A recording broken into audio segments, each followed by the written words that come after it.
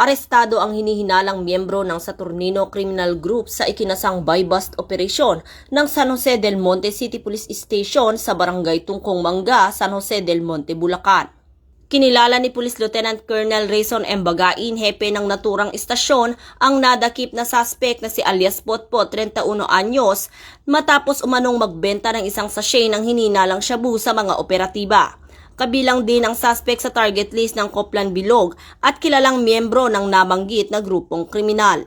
Nasamsam sa suspect ang isang improvised shotgun na may isang live ammunition at 4 pang sachet ng hinihinalang shabu na tinatayang nasa 27,200 ang halaga batay sa standard price ng PNP.